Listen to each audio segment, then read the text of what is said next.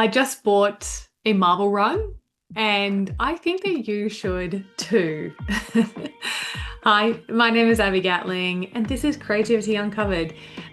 This is my podcast where I explore how everyday people find inspiration, get inventive, and open their imagination. Basically, I want to know how people come across creative solutions and then how they use them at home, at work, or play, and everything in between. And the goal for this podcast is that by the end of it, you'll be armed with a whole suite of tried and tested ways to summon creativity the next time that you need it. Now, today is just an episode with me. I usually interview a guest, but every now and then I just like to come on and share my thoughts, share what's happening with my life, and something exciting happened to me recently, so I thought I would share that today. Um, so I was in an op shop recently, a thrift store if you are overseas. In Australia, we call them op shops. And I found myself a second-hand set of marble run kit. The ones like it's got different plastic tubes and bits and pieces, and basically you build a track to run a marble down. Super fun. And, even though I have no kids, I'm well into my 30s. I saw that and I bought that straight away. And I took it home and I proudly showed it to my husband. And he was like, are we giving that to someone as a present or can we keep it? And I was like, firstly, okay, great. That shows you that I married the right man. But secondly, I was so excited to find this kit in the op shop that I just had to buy it straight away. It just like it tapped into something for me. And um I remember having a similar toy when I was a kid. I've mentioned this before, but I come from a big, big family. I have five brothers, I have two sisters, and so often when it came to Christmas, we would get one present as the kids.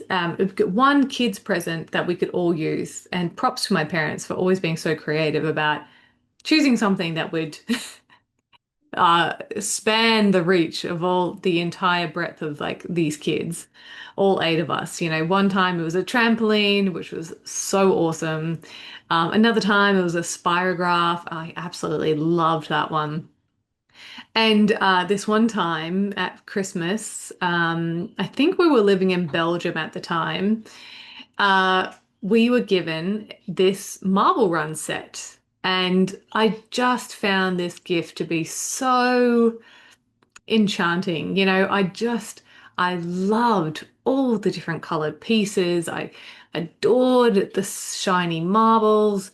And I really thoroughly, thoroughly enjoyed being able to endlessly build and take apart this kit to make all sorts of different runs for the marbles to go down.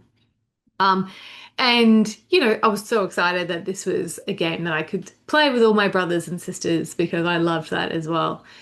Um, and I loved that marble run so much that I actually managed to wrangle it into a part of a science project, like a science assignment that I had to do years and years later when I was in high school. I think it was maybe to show like kinetic energy transfer or something like that. But I had refound this marble run and I was like, yes, I'm going to use this in some way. Anyway, fast forward to present day, and I'm just after buying this marble run that have found in an op shop. And I did think I was a little bit crazy for buying this toy. But when I saw my husband's reaction, I absolutely knew that I was in the right and I was doing the right thing. Because there is just something so nostalgic about playing with a toy that you had loved as a kid. A toy that just filled you with so much joy. And so, when I saw this game again and when my husband saw it, we both had these kind of stupid grins on our faces. And I was like, oh yeah, this is what life's all about, right? And similarly, I actually had a friend a couple of years ago buy herself a Tamagotchi. Do you remember Tamagotchis? There were those like little electronic pets that you kept in your pocket and you had to go and like press the buttons and feed it, and you had to take it to the toilet and clean it and do all those weird things. But they were super popular in like the 90s, I think. I had one and I loved it too. Um, and anyway, my friend who was in her 30s, similar to me, bought herself one. And, she's a lawyer, she has her own house, a great career, is super accomplished. And, she could buy whatever she wanted to, but yet she was just so excited about buying a Tamagotchi for herself. And she had said to me when I was like, "Oh, why'd you get a Tamagotchi?" She said, well, one of her biggest regrets was actually losing her Tamagotchi. Either she lost it in a house move, or maybe she gave it away to the op shop and someone else is enjoying it. But that happened when she was a kid. She lost it somehow, and that was one of her biggest regrets. So when Tamagotchis made a resurgence recently, she was like, "I'm going to go back and buy me one," and so she did. She just had to go out there and get herself one. Um, and so you may be thinking, "Oh gosh, okay, this."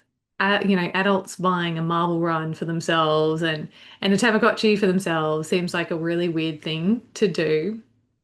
But I disagree.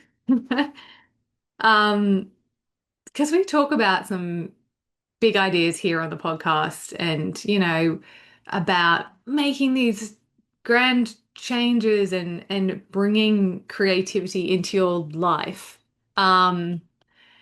But what I discovered about buying this marble run, is that actually sometimes these ideas don't have to be so big. Sometimes the changes don't have to be so epic. They can just be small things, they're really small little changes in your life. Like a tweak to your routine or simply purchasing a $2 toy from from the local op shop. Um, and the reason why I think this is the case is because feeling positive and joyful and tapping into that like inner child has such a tremendous impact on your creativity. And so it sort of struck me, yeah, sometimes, these things don't have to be massive. They can just be a small thing. So if you're finding the idea of being creative scary, perhaps maybe you should switch the idea away from having to be creative and instead frame it as um, looking to have more fun, right? Because, on this podcast, we've had a lot of guests come on and they quite often say that if you want to reconnect with your creativity and you haven't done it in an absolute age, then you should think back and cast your mind back to what you loved doing as a kid. And that's a really great place to start. Think about what you loved doing as a kid and start there. And well, I think this is like so great for creativity. I actually think that it's a really great way to help bring a little bit of joy, a little bit of happiness into your life too. Um, because there is something that is just so pure about the joy that you had as a kid. And if you can find something small that enables you to kind of tap back into that joy and that creativity as a kid, why not do that? For me, it was this marble run, which we have played with and it's awesome. And now I get to play with it with my nieces and nephews as well, which is awesome. For my friend, it was a Tamagotchi, which is something that cost her about, I don't know, $15, and but she's stoked. She's so stoked for that. For my husband, it's Simpsons memorabilia. We have so many of it in the house. Simpsons Lego, all sorts of weird things. I don't know, Simpsons related stuff. And you might look at that and go, "Oh, that's just clutter in our house." But for him, it's something that helps tap into that beautiful, nostalgic fun and joy of his childhood. Um, and so, yeah, I don't know. I feel like instead of trying to make these big, giant, grand changes in your life to try and, you know, inject these creative routines into your life, maybe it should just be just trying to inject a little bit more fun and joy and lightheartedness into your life because I think if you can get nail that, then the creativity will come after that naturally. I think, you know, you're happy, you get the creative juices flowing. So maybe reverse engineer it that way. So yeah, mine was a marble run. My friend's was Tamagotchi. Michael's is Simpsons stuff. What is it for you? I'd love for you to think and cast your mind back to when you were a kid and what put a smile on your dial. So what is it that, you know, when you look back on your childhood, what actually sticks out to you fondly? And, you know, there may be a bunch of things, and that's awesome. Explore all of them. Um, but when you're thinking about things, I want you to kind of think about uh, what are the things that you find yourself just smiling, that you can't help but just smile when you think about it, because that's a really good place to start.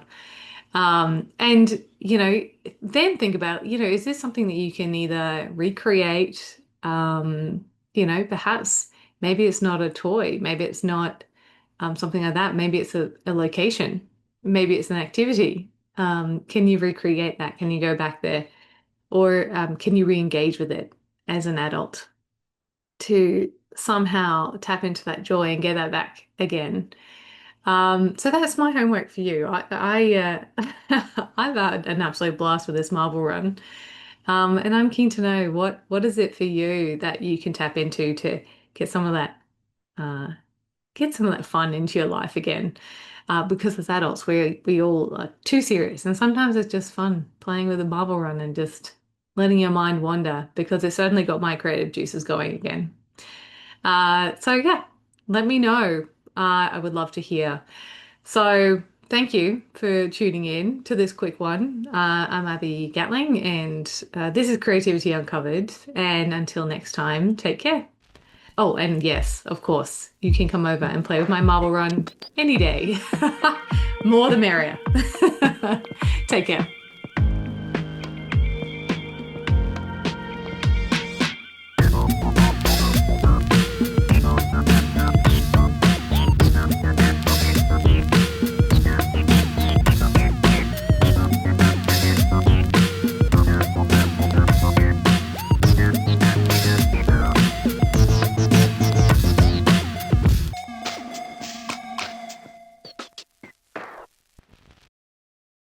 If you've made it this far, a huge thank you for your support and tuning into today's episode.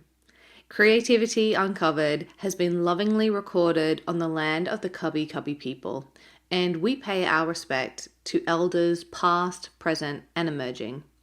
This podcast has been produced by my amazing team here at Crisp Communications, and the music you just heard was composed by James Gatling. If you liked this episode, please do share it around and help us on our mission to unlock more creativity in this world. You can also hit subscribe so you don't miss out on any new episode releases.